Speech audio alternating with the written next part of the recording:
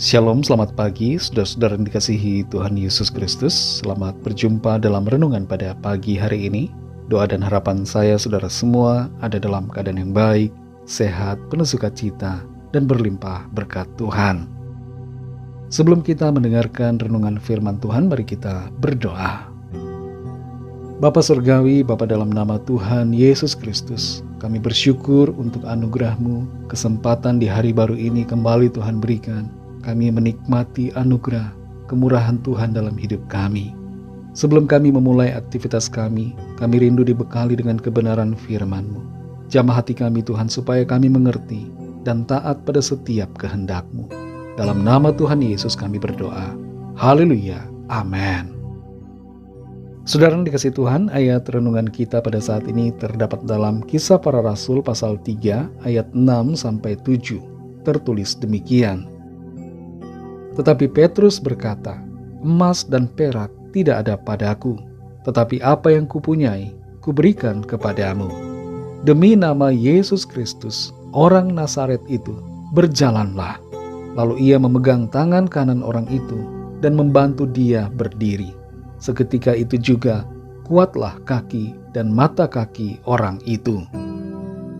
Saudara yang dikasihi Tuhan, sebuah studi menyatakan bahwa memikirkan uang bisa membuat kita jadi bersikap emosional. Setiap orang bisa memiliki perasaan yang berbeda-beda tentang uang.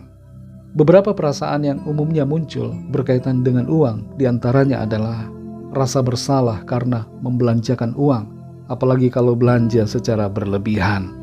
Rasa malu karena tidak punya uang, rasa stres karena kurang uang, rasa lelah karena bergumul dengan masalah keuangan, rasa takut atau khawatir karena kehabisan uang, atau sebaliknya, rasa senang karena punya cukup uang, dan rasa seperti menjadi raja karena memiliki banyak uang.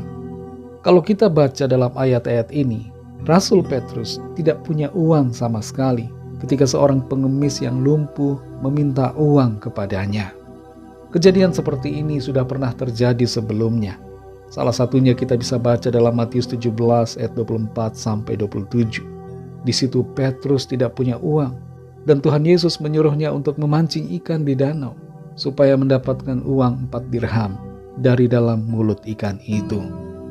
Walaupun Petrus tidak mempunyai uang, tapi ia tidak terpengaruh secara mental atau emosional karena ia tidak bergantung pada uang, tapi kepada Tuhan.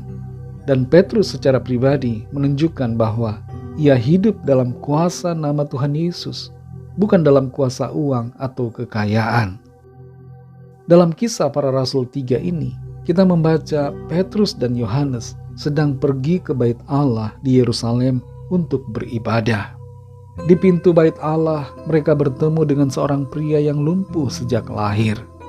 Pria ini meminta sedekah kepada mereka, mengharapkan bantuan uang untuk memenuhi kebutuhannya.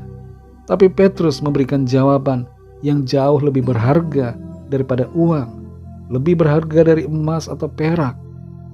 Di situ Petrus berkata, emas dan perak tidak ada padaku, tetapi apa yang kupunyai, kuberikan kepadamu. Demi nama Yesus Kristus, orang Nazaret itu, berjalanlah. Dan disitulah keajaiban terjadi. Petrus memegang tangan kanan pria itu, membantunya berdiri, dan seketika itu juga kaki dan mata kakinya menjadi kuat karena mujizat Tuhan dinyatakan saat itu juga. Dari ayat-ayat firman Tuhan ini, kita mengerti bahwa ada kuasa dalam nama Tuhan Yesus Kristus. Petrus mengerti akan kuasa yang terdapat dalam nama Tuhan Yesus. Kuasa ini tidak terjadi begitu saja, tanpa pengenalan dan hubungan yang erat dengan Tuhan, tanpa iman dan kehidupan yang taat. Penggunaan nama Yesus tidak akan berdampak. Seperti halnya dalam peristiwa anak-anak Skewa yang mencoba memakai nama Yesus saat mengusir setan. Tapi mereka tidak mengalami manifestasi kuasa ajaib karena mereka bukanlah orang yang menghidupi iman dan firman. Dari sini saudara kita belajar bahwa kita perlu hidup dalam kuasa nama Tuhan Yesus.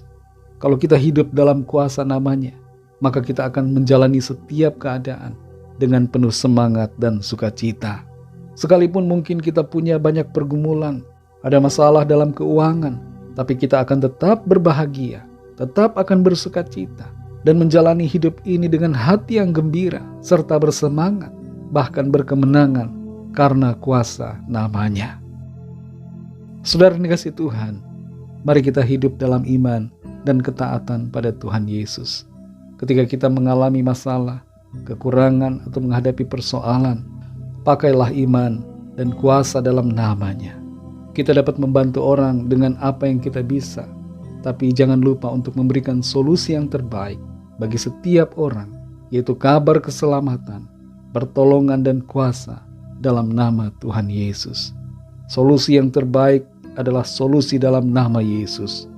Dalam Kristus Yesus Tuhan kita mengalami pemenuhan atas segala keperluan kita dengan kuasa mujizat-Nya.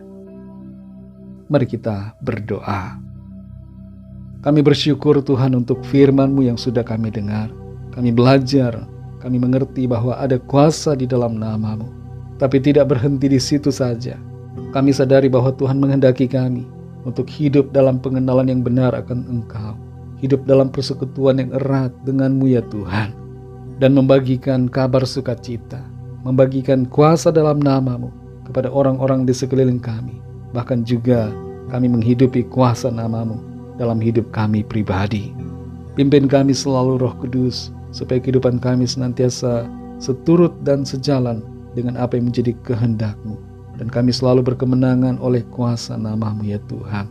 Berkatilah kami dan pimpin di sepanjang hari ini dalam segala aktivitas kami, agar semua yang kami lakukan menjadi berhasil, dan di dalamnya nama Tuhan senantiasa kami permuliakan. Kami berdoa bagi yang sakit dan yang sedang dalam pergumulan, agar Tuhan menjamah, menyembuhkan, memberikan kekuatan baru, kesehatan yang sempurna, dan jalan keluar yang ajaib Tuhan nyatakan. Mujizat-Mu Tuhan limpahkan bagi setiap kami. Terima kasih ya Bapa, hanya dalam nama-Mu yang kudus, nama Tuhan Yesus Kristus, kami sudah berdoa dan mengucap syukur. Haleluya. Mari sama-sama kita berdoa, doa Bapa kami. Bapa kami yang di sorga, dikuduskanlah nama-Mu, datanglah kerajaan-Mu, jadilah kehendak-Mu di bumi seperti di sorga. Berikanlah kami pada hari ini makanan kami yang secukupnya, dan ampunilah kami akan kesalahan kami, seperti kami juga mengampuni orang yang bersalah kepada kami. Dan janganlah membawa kami ke dalam pencobaan, tetapi lepaskanlah kami daripada yang jahat, karena Engkaulah yang mempunyai kerajaan, dan kuasa dan kemuliaan, sampai selama-lamanya. Amin. Terimalah berkat Tuhan. Tuhan memberkati engkau dan melindungi engkau. Tuhan menyinari engkau dengan wajah-Nya dan memberikan kasih karunia. Tuhan menghadapkan wajah-Nya kepadamu dan memberikan damai sejahtera.